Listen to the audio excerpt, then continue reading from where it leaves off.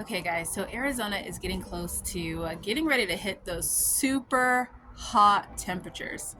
And I have a couple things in my garden that aren't going to really care about it. So I want to show you guys what you can grow in your garden that love hot temps. Hi everyone, welcome back to my channel. I'm Shamira Benson, one part of Team Benson, and I am full-fledged into my summer garden. So as you guys know, I have been growing since October. October. And I will grow my summer garden until about monsoon season. So whenever monsoon starts, and then I will plant my monsoon garden. So my garden is a lot more further along, I would like to say, than a lot of other people, because we don't really get that cold here in the desert. At most we could drop down in the city till about like maybe 25 degrees, but I think it only got to 32, and it's only for like a couple of hours. We just cover things up with some cloth, and then you have things like tomatoes in, February. So I want to talk to you guys about what are some things that I put in the garden that I know I'm not going to even need shade cloth for. So first up is going to be corn. Now guys, there are going to be some things that I grow over the summer that I do put shade cloth on. So yes, those will be able to be grown in the summer in the hot temperatures, and I will go over that in a separate video. But these are going to be things that if you don't have shade cloth and you are just trying to make it work when it gets to be like 110, these are going to be those things. And did you guys know that corn is a staple in Arizona? During the summer, you can drive anywhere on the freeway or anywhere off the side of like little more like rural areas, or even just outside of the city, and you will see corn absolutely everywhere. And it grows amazingly here in the hot desert. It does take watering it daily, but you can pull it off. Next up is going to be onions. So onions also go really, really great here in the desert. So I have also seen a lot of onion fields here in Arizona, just out in the open, nothing, no shade cloth, and they do just fine. I've actually had my onions grow pretty far into the summer, and then they bulb up and I get little bulbs. This year I am not going to pull them too early.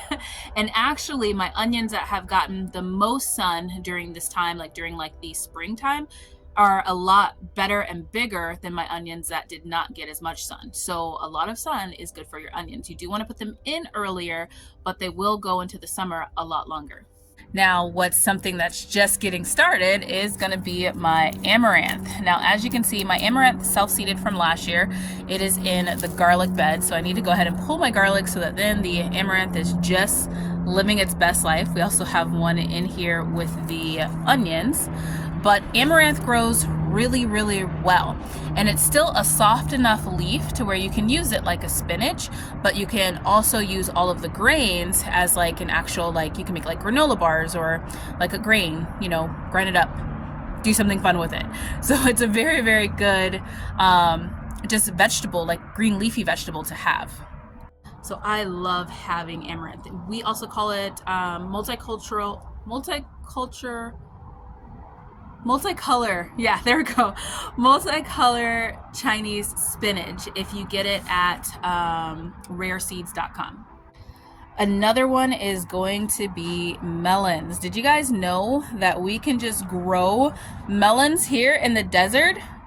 So personally, I like to think of melons as my treat for growing in the hot sun because these nice, beautiful little melons just grow, and then you get like this nice, sweet treat that you enjoy while you're gardening in the hot heat. Now, also up next, which is going to be my favorite, and that is the Armenian cucumber. My Armenian cucumber looks a little terrible, but that's because it prefers those really hot temperatures. You want your Armenian cucumber to look healthy, put it in the hottest, sunniest part of your garden, and it will do amazing. Now, something else that's not going to need any shade cloth is going to be my Chinese red lung noodle beans. And as you can see, we are starting to flower already. This is going to give us a nice green bean alternative.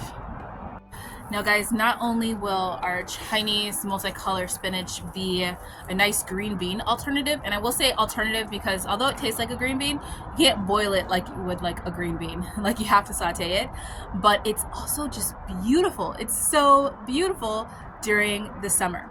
So those are the things that I wanted to mention that I have in my garden right now.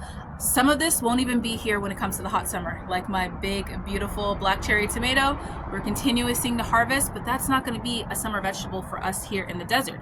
That's something that we get right now. Most of all my tomatoes won't be here once it's like June, July-ish, probably July.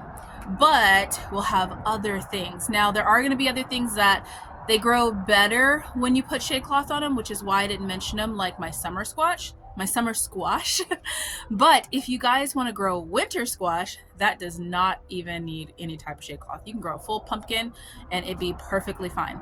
The other thing that I've grown in my garden is going to be roselle. Roselle also is a medicinal hibiscus.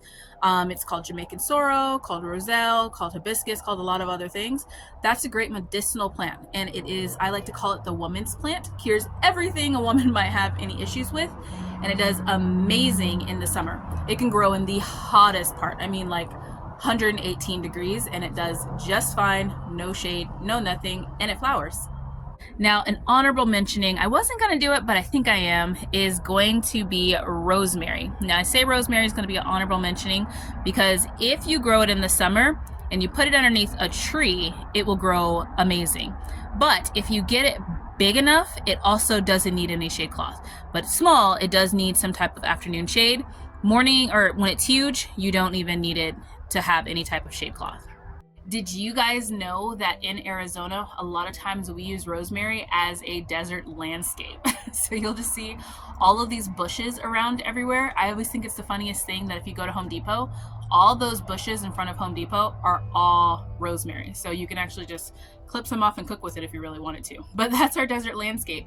And it does really well. Like I said, once you get it big enough, it's not something that you want to plant as like a little baby.